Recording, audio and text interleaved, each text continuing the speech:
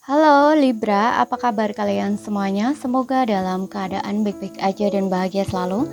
Kali ini kita buat general reading untuk percintaan kamu ya di bulan Agustus. Tapi ingat gak akan resonate untuk kamu semua yang berzodiak Sun, Moon, Rising, and Venusnya Libra. Ambil aja dari segi nilai positifnya, buang selebihnya ya, bijaksana dalam menyikapi. Kalau kamu kalau kamu ingin buat personal reading, coaching ataupun konsultasi pribadi, kontaknya ada di keterangan profil ya, ataupun di bawah video ini. Dan untuk melihat reading yang lain, kamu bisa cek di beranda ataupun list video channel, sifatnya timeless, jadi bisa kamu tonton kapanpun kamu ketarik untuk nonton atau baru nemu readingan tersebut. Oke, karena di sini melihat dari dua sisi ya, energinya bisa kebolak-balik, sesuaikan aja dengan situasi dan kondisinya kamu. Dan kali ini kita akan bacakan menggunakan oracle card ya, dari Hidden Truth Oracle, yang dimana aku akan lihat kebenaran tentang diri kamu dan juga kebenaran tentang dirinya. Namun bisa kebolak-balik ya energinya gitu. Kita akan tarik mulai dari energimu dulu di sini untuk zodiak Sun, Moon, Rising, Venus, Libra. Hanya berada di dekatmu memang memabukkan ya. Aku tahu aku adalah pengalih perhatian dari rasa sakitmu. Aku takut untuk kontak kamu.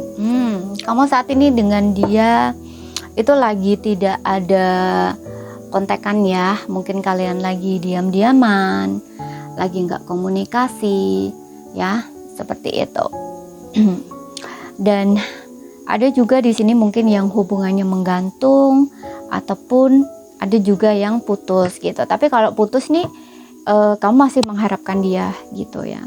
Dengan adanya hanya berada di dekatmu memang memabukkan. Jadi kayak kamu itu merasa gila ya saat berada di dekatnya gitu. Gilanya ini bukan gila yang kamu tergila-gila dia gitu, enggak ya. Tapi kalau aku lihat nih kayak lebih ke kamu nggak bisa kontrol emosimu gitu loh saat berada dengan dia gitu loh, saat berada di dekat dia. Tapi di suatu sisi cinta kamu juga besar gitu ya. Cinta kamu besar, jadi kemarahan kamu di sini juga besar gitu ya. Ada sesuatu yang kayaknya tuh kamu mungkin kayak sedikit-sedikit tuh marah ya. Misal nih, dia nggak mengikuti apa yang kamu mau, atau dia nggak sesuai dengan ekspektasi kamu. Nah, disitulah kamu tuh kayak ngerasa marah sekali gitu loh. Ya, jadi perlu perhatiin di sini. Ada sesuatu yang perlu kamu rubah dalam diri kamu.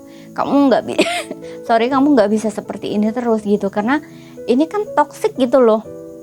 Ya, intoxic di sini ya. Jadi kayak ada toxic di sini. Hubungannya nanti jadinya toxic gitu loh. Ya, kalau kamu nggak bisa kendaliin diri kamu, kontrol diri kamu gitu. Ya, jadi kesannya kayak kamu tuh controlling orang harus sesuai dengan apa yang kamu maukan atau ekspektasi kamu gitu ya. Sedangkan kamu itu nggak bisa ngendaliin apa yang dilakukan orang lain, tuh nggak bisa gitu loh.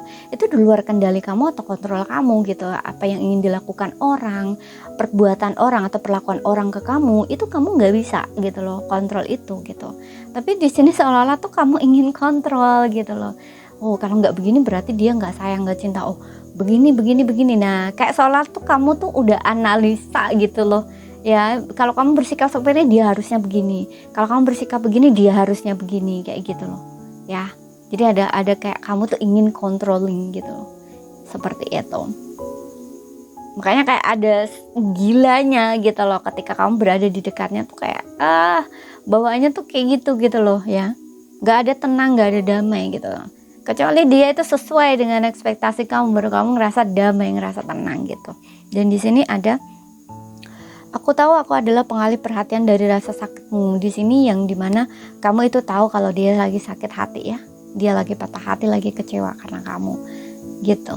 Kamu tahu itu, tapi kamu kayak pura-pura nggak tahu, atau kamu biarin aja seperti itu. Kamu tahu di sini kamu menyakiti dia sebenarnya gitu loh, bikin dia kecewa, sakit hati gitu, itu tahu gitu loh. Apalagi saat ini kalau kamu mendiamkan dia gitu, seperti itu. Makanya di sini kayak kamu takut untuk kontak dia karena kamu tahu kamu salah di sini gitu. Makanya kamu takut untuk kontak dia lagi, padahal kamu pengen menghubungi dia. Seperti itu. Oke. Kemudian kita lihat lagi dari sisinya dia. Oke, kita ambil aja ya. Aku menjadi orang yang lebih baik di sini. Oke, dia merasa menjadi orang, ya. Kalau dulu dia sering bikin kamu jengkel, bikin kamu kesel, di sini dia berubah. Kemudian di sini ada I hope that you forgive. Can you forgive me one day? Ya, dia berharap kamu bisa memaafkan dia. Oke. Di sini aku ngerasa kalian ini sama-sama sadar ya. Kamu tahu dia sakit hati sama kamu, dia tahu bahwa dia pernah menyakiti kamu juga dan berharap kamu mau memaafkan dia. Kemudian di sini aku ingin tahu apakah kamu bahagia tanpa aku. Ya, ada beberapa yang udah putus di sini, tapi dia masih ingin tahu kabarnya kamu ya. Apakah saat ini kamu bahagia tanpa dia gitu ya? Dan saat ini dia juga lagi belajar menjadi orang yang lebih baik gitu. Dulu dia tahu kalau dia itu nggak memperlakukan kamu dengan baik, atau dia nggak cukup baik, atau dia mungkin nggak jadi baik gitu ya, nggak jadi orang baik, istilahnya seperti itu. Kayak nggak cukup baik gitu loh. Seharusnya kan kalau sudah punya pasangan atau sudah punya cewek misalkan, atau cowok, atau dengan pasangan atau dengan pacar, itu kan seharusnya udah berubah sikapnya gitu, atau kayak memperlakukannya tuh kayak lebih baik atau dengan baik gitu. Tapi kayak mungkin dia memperlakukan kamu itu nggak sebaik itu gitu, nggak sebaik yang dia pikirkan di saat dia sadar ini gitu ya. Makanya dia kayak berubah menjadi lebih baik gitu. Atau mungkin ada kebiasaan dia yang dulu saat masih bersama kamu yang dia tidak bisa tinggalkan. Contoh misalkan mungkin dia sering ngumpul-ngumpul dengan temennya, lebih mengutamakan temen-temennya ya. Ngumpul nih maksudnya ya bukan sekedar ngumpul, mungkin juga minum-minum, yang ngobrol gitu. Pokoknya lebih cenderung ke mengabaikan kamu dibanding temennya gitu, kayak mengutamakan temen gitu loh ya. Bisa juga seperti itu. Atau mengutamakan orang lain, gak mentingin kamu, gak ngutamain kamu, gak prioritasin kamu, gak menjaga perasaan kamu. Bisa juga seperti itu gitu ya. Pokoknya ada sikap-sikap tindakan dia tuh yang bikin kamu kecewa, yang bikin kamu sakit hati, yang bikin kamu sedih gitu. Itu tuh dia sadar di saat ini gitu. Makanya dia berharap kayak kamu tuh memaafkan dia suatu hari nanti.